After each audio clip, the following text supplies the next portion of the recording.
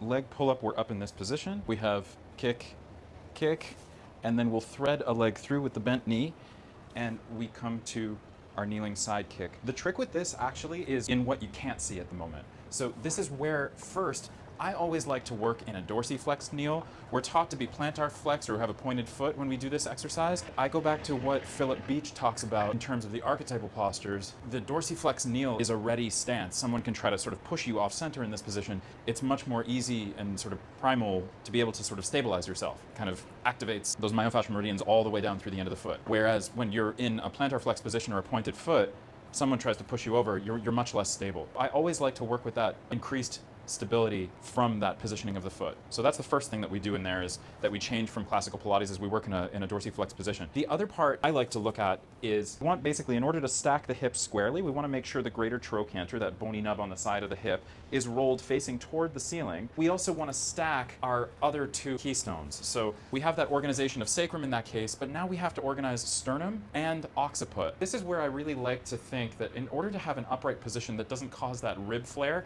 that we want to think soft sternum while we're keeping that greater trochanter to the ceiling. And then with a soft tuck chin, we also want to retract in the occiput. So thinking soft chin into the throat and then mama cat, kind of brushing the back of the neck and reaching back into space. So you really want to feel that the body is stacked. Nice dorsiflexed foot. We have that greater trochanter, that hip bone straight up to the air, and then we want to make ourselves sort of as thin and long as possible, dropping that sternum, retracting at occiput, and trying to grow through your crown, even though it's facing sideways. So when we come to this position for our kneeling side kicks, I'll notice my ribs want to flare. I soften my sternum in, little curl of pubic bone, stacking that greater trochanter up to the ceiling. Then I can brush in the back of my neck here. I can retract in my occiput, soften my sternum, curl my pubic bone, stack my greater trochanter, retract further in my occiput, really working a nice strong dorsiflexed ball of foot. Then we can start to challenge my ability to maintain that organization with a little front and back, 3 to 5 repetitions, 3 to 5 sets, and then we'll come up and down, same thing. And just noticing, can I check in here, trying to get long through my crown, retracting at occiput,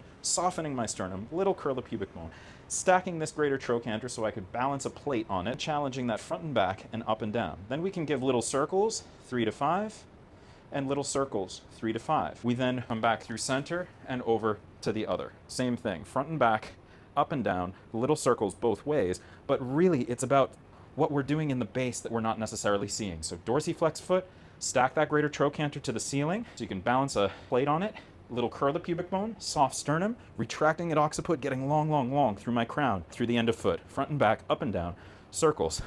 And then we'll come back to center. We transition to seated for mermaids.